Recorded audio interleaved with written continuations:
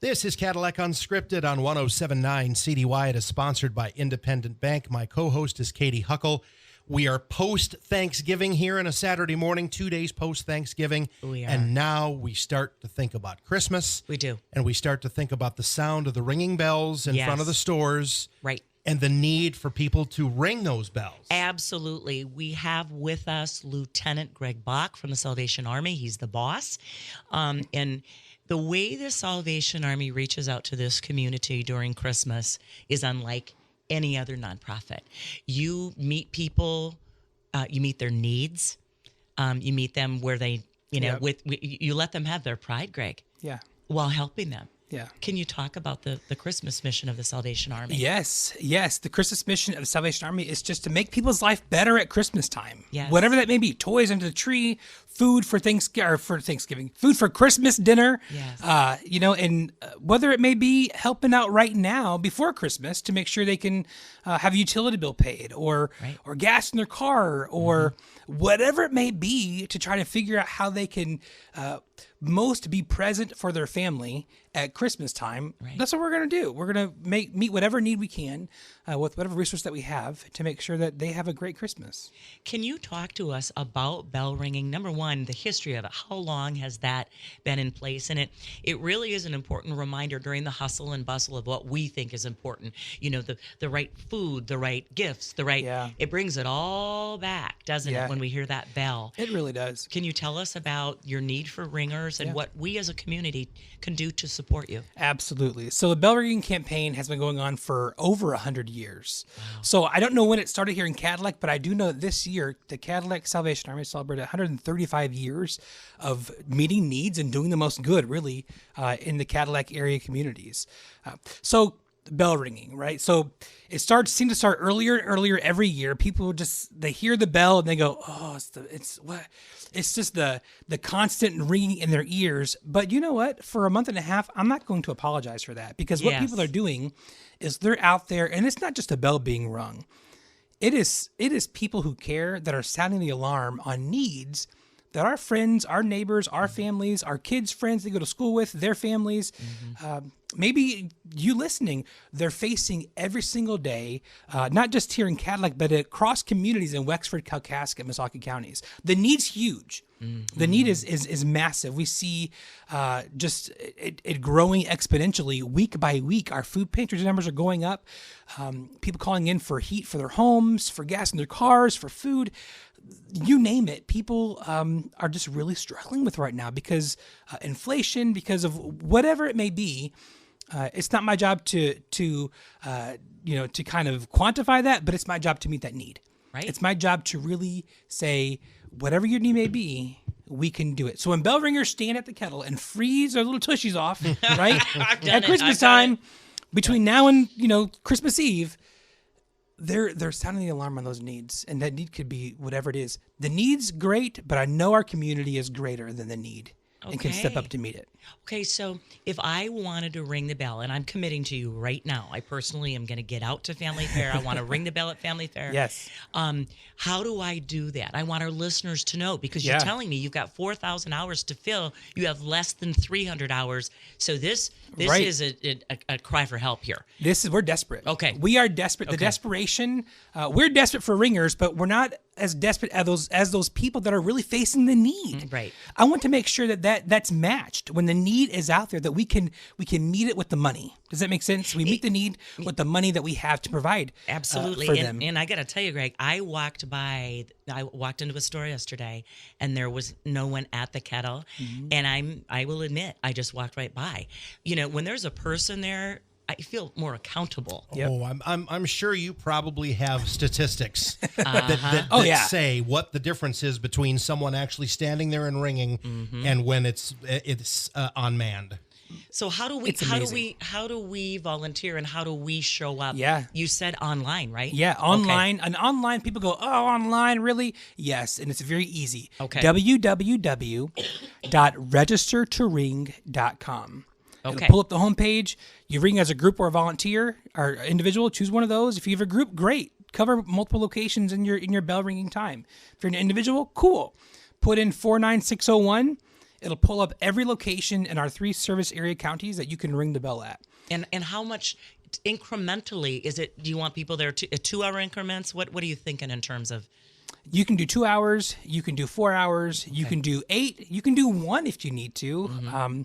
It's scheduled for 2-hour increments, but whatever, believe me, we're so desperate right now that whatever you have to offer is what we'll take. Okay. Any amount of time that you have, we'll take it, because we need people at the stand ringing the bell.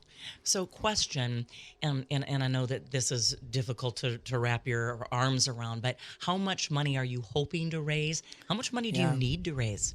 Yeah.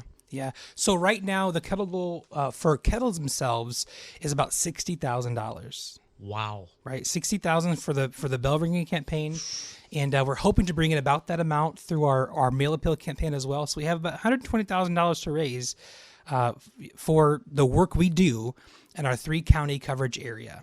Is this the largest fundraiser of the year? This is it. Okay. This is the largest fundraiser of the year. Now, listen, we have people that give all year round through our mail appeal. They get the mail. It says, we need help for our food pantry, help with utilities, help meeting this, help meeting that, and they're faithful in writing that check every month and sending it in. And we appreciate that, and that accounts for a large portion of how we're able to help. But the biggest, most recognizable time that we have to raise money to meet the need, that people can really get involved in and put some face to the campaign, to the need, is right now with the bell ringing campaign. Okay. This is it. It's go time. And like you said, right now we have a little under 300 hours booked, over 4,000 hours available, and only just about 300 hours taken so far. Can you speak to families doing this, doing this with your children, and helping to create empathy? Absolutely. Okay. Yeah. So if a kid tells you they want to ring the bell, don't tell them it's too cold. Don't tell them you don't have time for that. Make sure you make space and time, because we have the space available for people to stand there and ring the bell with their kids. But whenever you ring the bell with your child, I was one of those kids that walked by the kettle as a kid and put the quarters in. Never rang the bell as a kid, but put the quarter in. And back in the day, they had the metal kettles, right? So hearing the clink clink, of the quarter, the change hitting that, I used to tell people when growing up, before I even became a Salvation Army officer, but as a kid, I would say, when I grow up, I want to ring the bell for the Salvation Army, because that noise stuck with me. And then I learned what that change turns into. Donated change and donated dollars equals changed lives and changed families. So it's important that we instill in our kids now the how meaningful it is to give of your time, and to give of really what you have, whether it be your money, whether it be canned goods in your pantry, bring them in, for food pantry. But right now it's the kettle season, and I just can't stress enough that we are desperate. We are desperate for bell ringers. And so when your kids want to do it, or if they haven't mentioned it yet, and you want to instill in them something that'll just grow in them as the years go on, let them ring a bell. Right. Let them ring a bell. And 'tis the season to think about others. Yeah, it is. It's so our campaign slogan for the year is Love Beyond. So we want to help people stand in the gap and help their friends, neighbors, their kids' friends, maybe themselves, love beyond any need they might face, not just at Christmas time, but all year round. Love beyond homelessness, love beyond hunger, love beyond a shutoff notice, love beyond hard times, love beyond unemployment, love beyond the pink slip, the termination notice from work, love beyond high prescription costs, or love beyond car repairs. I mean, there's so many things you can put in there. How are we going to help love beyond, or what are we going to help love beyond? You name it, the Salvation Army will try to meet the need. That's one of the things that I just love about your organization is you really are a catch-all. I mean, you can call you guys with name a problem, and you're gonna work very hard to solve the problem for people. Yeah, we will. It's in our DNA.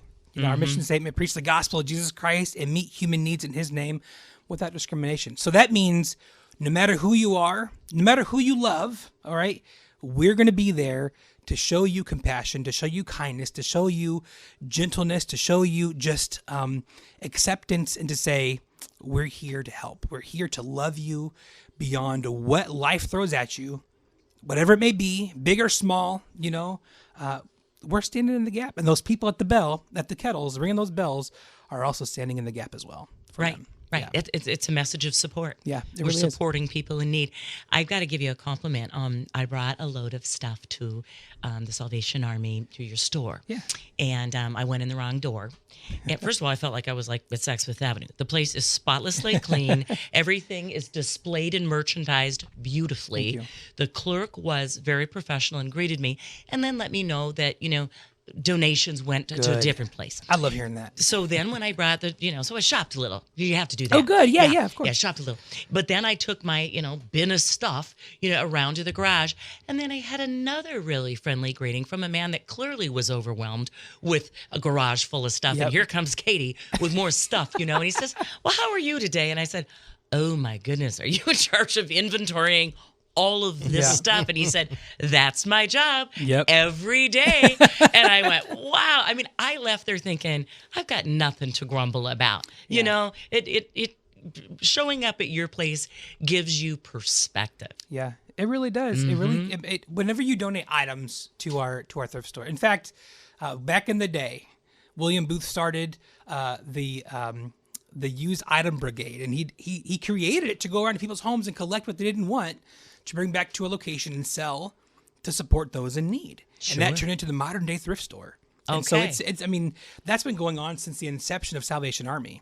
And so you're telling me you're the founder of thrift stores too, huh? You know what? I don't know if we're the founder of it, but they say that Salvation Army was kind of like the leading contender for the creation of the modern day thrift store. Was William Booth wanting to help people in need by gathering things people didn't want anymore in their homes and then selling them, for not the profit of ourselves, but for the benefit of helping those with that profit. Amazing. Yeah. And I think that's important too, to shout out for donation of goods. I mean, what do they say? One person's trash is another's treasure. Absolutely. Yeah. Sure. Yeah. And to watch people bring stuff in and to see the look on their face whenever they can really relate what they're bringing in will turn into donated items, turn into donated dollars to help people just fighting the struggle. Because the struggle is real. I mean, the struggle is real right now. We all experience it. I myself went to Walmart the other day to buy groceries for my family. My wife usually does it. And I went and I'm going, oh, man. Mm-hmm. Like the cost of a canned good is like $1.85 or $1.89 or something. It's crazy how expensive this stuff is. So the struggle, it's real. Mm-hmm. It's real. The need is real. But the love that this community can show is realer. It's bigger. It's greater. And we're going to love beyond whatever that need might be. We're going to show up and do it.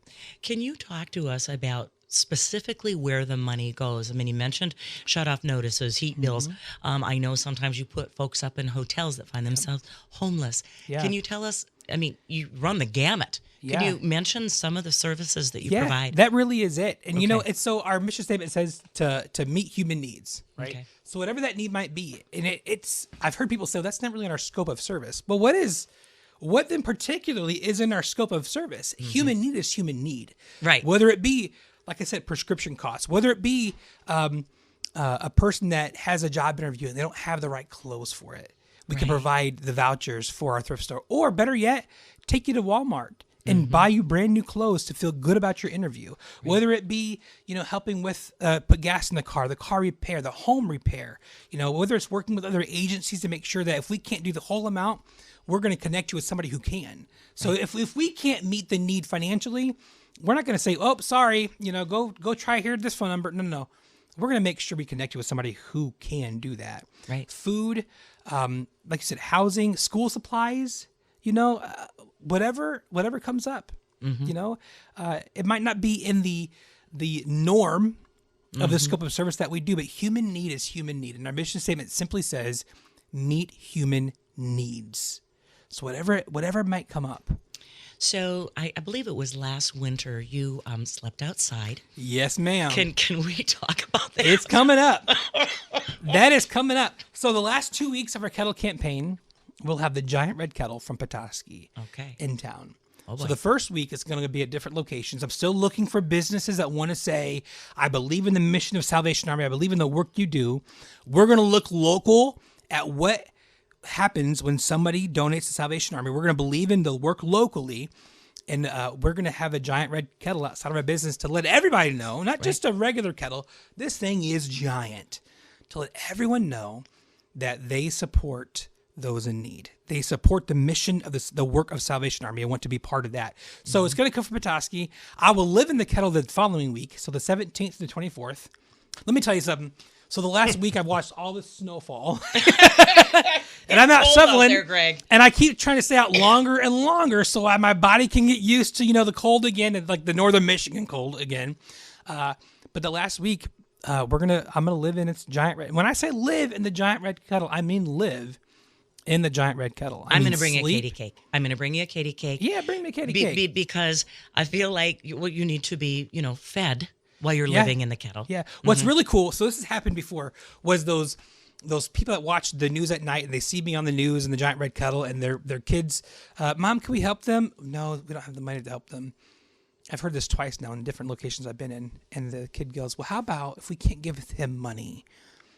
How about we bring him food from dinner? Can we bring him a plate of dinner? Oh my. Wow. From a kid. I love it. Mm-hmm. Right? Mm-hmm. So they're getting it. They're understanding what it means. They can't be there to support financially, but they're bringing some of their hard-earned money that they've spent now for food for their family, right? And sharing it with me to sustain me through the night, the cold night. I go up with very, very, very little. And as the more I talk about it, talk about what we do, how we do it, why we do it, it starts clicking to people. Oh, so when I give money in that kettle, it doesn't go to some far off account at a corporate headquarters. No. It stays right here. I mean, it might help support service through our divisional headquarters. It does our accounting and HR and helps us follow policies and guidelines. And so there's a support service that we do pay to our headquarters, but it goes to support the service right here in Cadillac and in Missaukee counties and Wexford County and Kalkaska County. It all stays right here to support right here. I've got to give you a shout out because when COVID hit, Project Christmas looked like it wasn't going to happen. And I did not hear this from you. I heard this from another pastor in town who said, can you believe that Salvation Army is going to step up and single-handedly pull off Project Christmas for over 300 families? And so the fact that in the middle of a crisis, it was your organization that said, this still needs to happen. Yep. Yeah. We have a knack for finding ourselves in those situations where the needs presented, who's going to step up? Project Christmas, 34 years going. They're still taking applications till December 2nd. Okay. So if you're in the area, you need help, contact Project Christmas. But yeah, that 2020, I heard that when they couldn't quite pull it off, the Army stepped up and did what we do best. When you think about Christmas and you think about Christmas help, you think about the Salvation Army, the Red Kettle, and the Red Shield. Salvation Army I don't say we own Christmas, but we have a pretty good market on the Christmas season. I would totally agree. Does.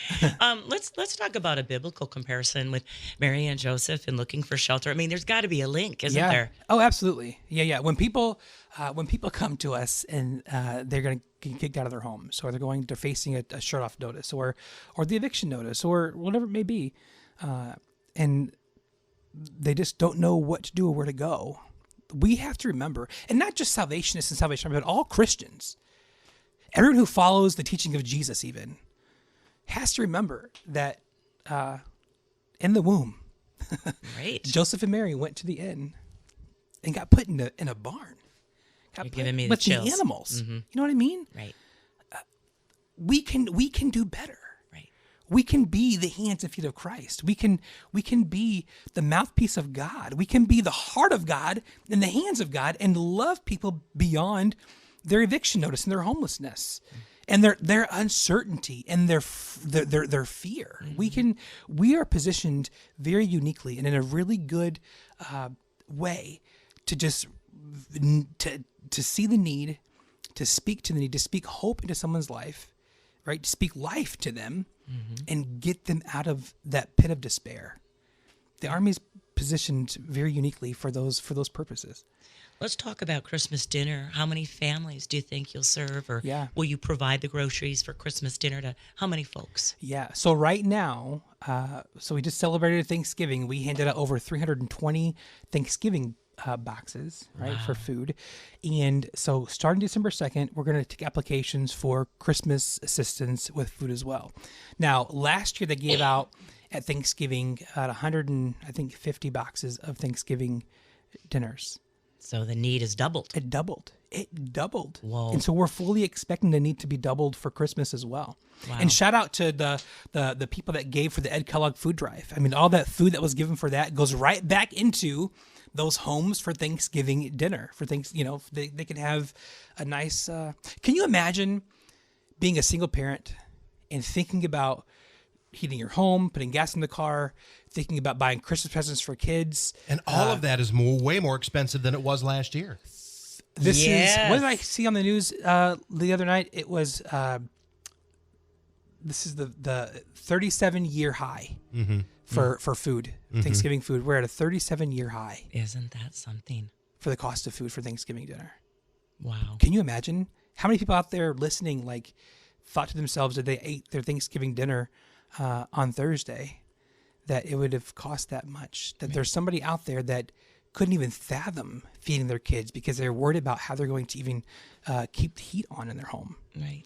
But we sounded the alarm on that need, and people stepped up. Over 320 families got Thanksgiving food boxes from us, and we're expecting even more for Christmas. Tell me about presents for families and children. How does that happen for you guys? Yeah. So we're going to take the people that have not got signed up through Project Christmas, or those who couldn't be served through Project Christmas for whatever reason it might be. Maybe they're in a county that they don't serve. But if you've missed the cutoff for Project Christmas, or you got denied by Project Christmas, call us. Okay. Let us know. And we're going to do. So I'm a firm believer in giving out toys in the season they were donated in. I hate hanging on to toys. When the donor gives us a toy in a Toys for Tots box, or when Project Christmas gives us their leftovers to help us with our giveaway, I want to make sure they get into the under the tree for kids that really want them this year. Right. And so we're going to do a toy shop this year. So we're not going to bag up any toys. We're not going to say, oh, you have an 8-year-old girl and 12-year-old boy, but here's what we think they like. Here you go. Merry Christmas. No. I want people to have dignity of choice. Nice. Just like our food pantry is a choice pantry now. They can come choose what they want for their families to eat. Christmas time as well. They have the dignity of choice, being able to come in and really, quote unquote, shop for their kids, their loved ones, to be able to have what they think that they would like for Christmas this year. How wonderful. Again, you're giving people dignity, Yep. and they're going to enjoy their Christmas too, because there's no shame in how you're doing this. Right. It's going to feel like a store. Right. I want everybody that thinks about the Salvation Army and their need, when they walk to our core at 725 Wright Street or our thrift store on Mitchell Street, I don't want them to walk in thinking, oh man, I feel so bad I have to come here. I want them thinking to themselves, I get to go to the Salvation Army, and these people, that's their heart is to help. Mm-hmm. We have the heart to help. No shame. There's no shame in asking for a hand up in life. Because right now there's a lot of things out there that have smacked hands down, that have knocked people flat on their behinds, that have taken the wind out of their sails and the gas out of their cars, the heat out of their homes. Mm-hmm. And we're here to say it stops, and it stops now, because the Salvation Army is here. We have a red shield. Come take refuge behind our shield and let us help you. Let us love you. Let us give you hope. So if you could identify one thing that the community could really help you with right now, would it be volunteers to bell ring? Hands down. Okay. Hands down, volunteer bell ringers. Okay. We didn't hire this year. They hired last year, and they actually lost money because people, I don't know if they didn't show up to ring the bell or what, but to hire people this year I didn't feel like that was the right thing to go. I wanted people to really understand what it was to ring the bell, mm-hmm. how important it is to sound the alarm. So don't look at it as the annoying bell you're hearing again. Look at it as, I hear the bell. That means that there's need. And how do I respond when there's a need? When I hear an alarm, what do I do? When my smoke alarm goes off in my house, I go searching for the reason why it's going off. Right. Whenever the fire trucks, whenever the first responders get those tones in the firehouse or the sheriff's office or the police station, they go responding. Mm-hmm. When they hear the alarm, they respond. And my hope and heart is that when people in this community hear the alarm of those bells ringing, they respond accordingly, and will give of their time, talents, and treasures to really help those that need a hand up. Okay, Rich, we got to throw out a challenge to everybody, don't we? We sure do. Absolutely. And that is the challenge right there. Greg, I have a question. Yeah. This is something I have always been fascinated by. The Salvation Army bell has a very specific sound and tone to it. Yeah. Is that by design? Is there a specific bell that all the Salvation Armies use? Because it is just such a specific sound. You know, there's a whole website, an internal website dedicated to brand standard for Salvation Army. But I have yet to find the brand standard for the actual tone of the bell. Okay. So there are bells that the Army sells to our locations through our trade department. You can get they're smaller red bells. But here in Cadillac, we have the ringers, man. We have the big ones that really like make a very full sound when you're ringing them. Well, So- and because you want it to reverberate throughout a parking lot. oh yeah, I want somebody who's in their car trying to ignore the bell to have to say, okay, fine, I'll get out and give you $1 or give you a check or give you the change in my cup holder. You know, I want them to really be affected by the sound because that's when they hear the sound of those tones ringing, that's the sound of somebody crying because they just got the pink slip at work. That's the sound of the kid that's going, oh, I have hunger pains because I'm facing food insecurity. I need help. That's the sound of somebody going, what am I, just sitting in their house going, how are we going to make the money meet the month meet the money? How are we going to do this? You know, so when they hear those bells chiming and the alarm sounding, I want them to be affected by that. I don't want some cute little ding, ding, ding, ding. I want it to be a resounding alarm that compels them into action. It's interesting that you were talking about the change cup in your car. I have a massive amount of change in my vehicle. That started when a couple of years ago when fast food places and places that would usually take cash only took credit cards. Yeah. So, or exact cash. So I ended up stashing a bunch of change in my car.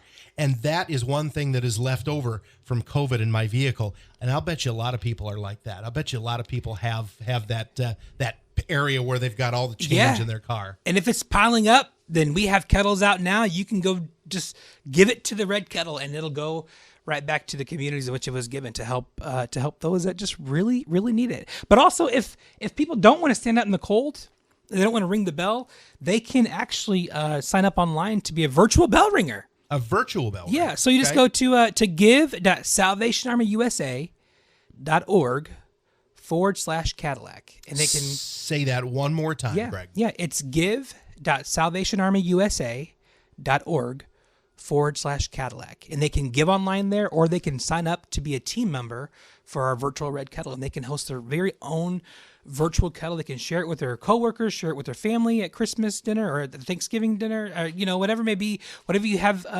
coming up. Yeah, they can share it. I think this is a wonderful opportunity for offices to get together, for families to get together and do something for the community. I've heard about how, families have decided to cut their spending on each other by 50% and give to charitable events like this. Yeah. Cutbacks are happening everywhere. People are feeling it in their pocketbook, in their budgets, and that in turn relates to the food on the table, the thermometer setting on their thermometer at home for their heat in their homes, how much gas they can put in their car. They're cutting back every way possible because they just want to survive. And whenever it gets tough, when the struggle is real, that's when we operate the best. And we're here to make sure that people have what they need, and we just want to make their life better. Let's go back to the bell ringers. We got about a minute left, Greg. Yeah. How do folks register? How do they? It sounds like it's very, very simple. Yes, it really is easy. www.registertoring.com. Put in, you choose if you want to ring by a group or an individual. Click on one of those boxes. Put in 49601. It'll populate any location we have open, and you just create an account. Email address, phone number. That's really it.